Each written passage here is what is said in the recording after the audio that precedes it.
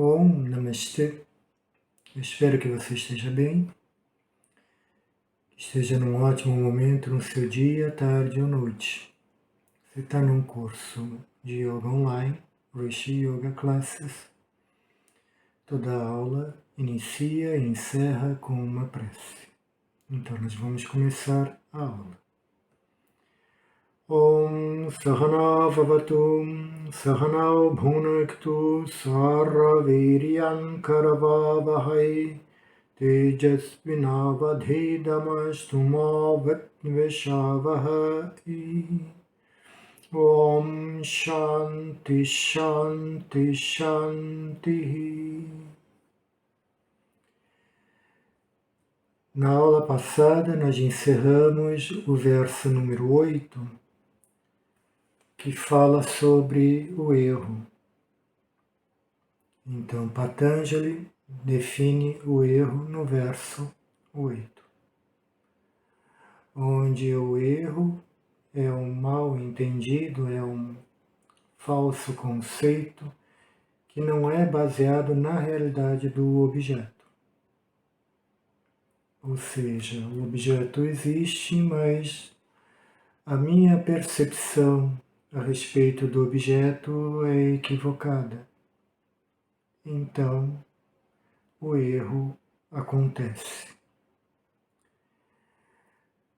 No verso 9, Patanjali vai definir agora a palavra imaginação, que é um outro tipo de pensamento que a testemunha se identifica enquanto ela não atinge o objetivo do yoga, que é o conhecimento da sua real natureza, que é consciência.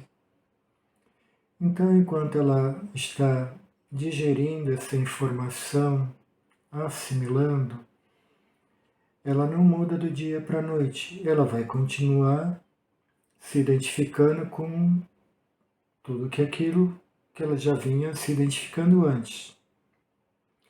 Ela só muda a partir do momento em que mais informação vai chegando até ela e vai clarificando, dando uma direção para o entendimento dela a respeito da natureza, que é o que constitui a pessoa.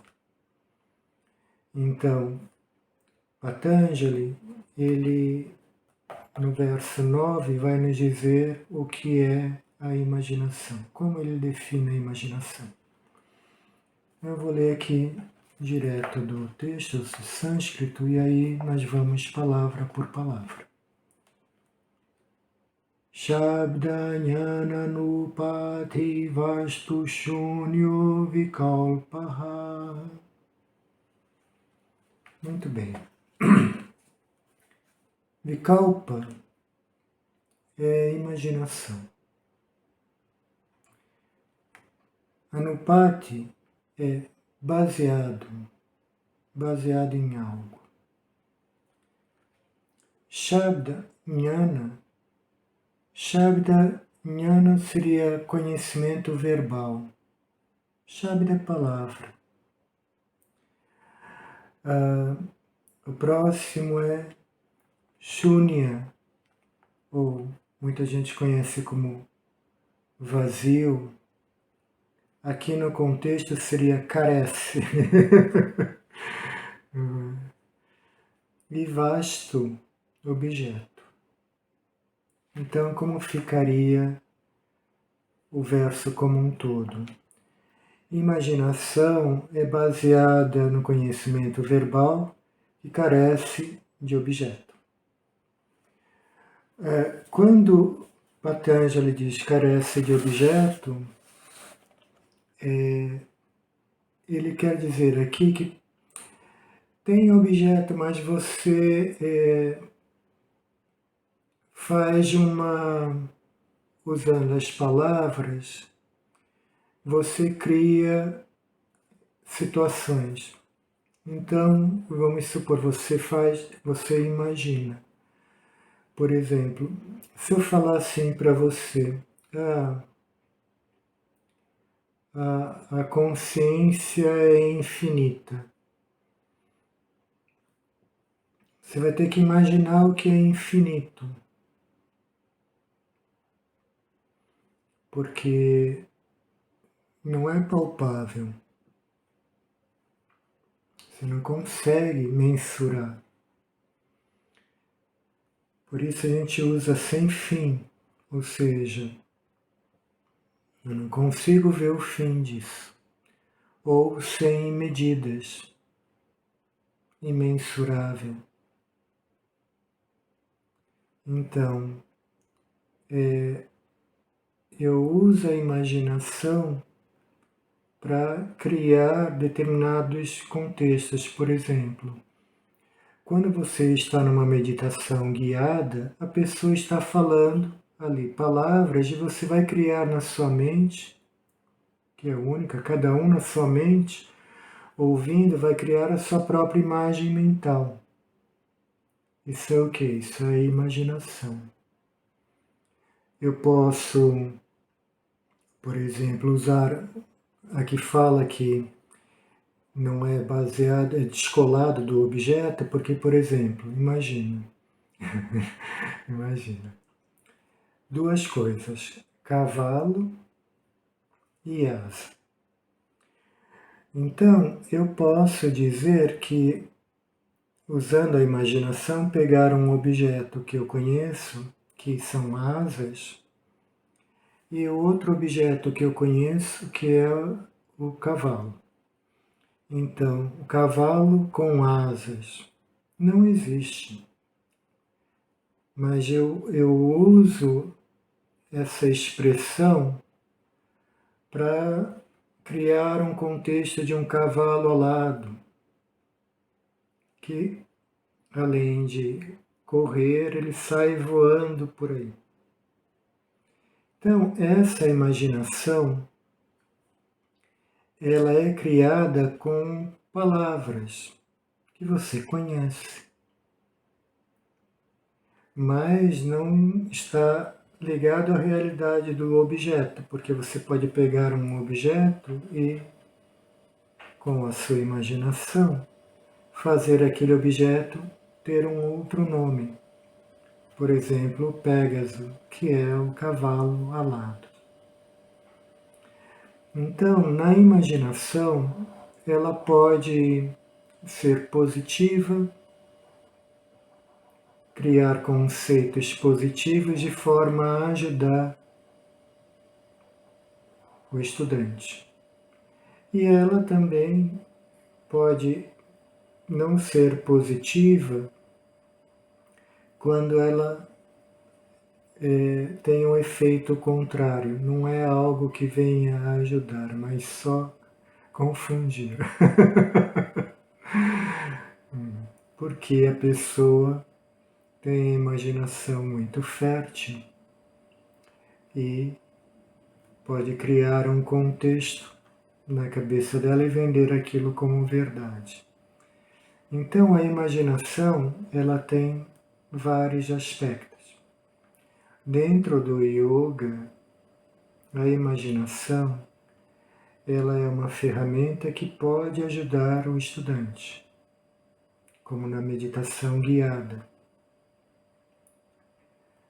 E também em outros contextos, de forma a ajudar o estudante.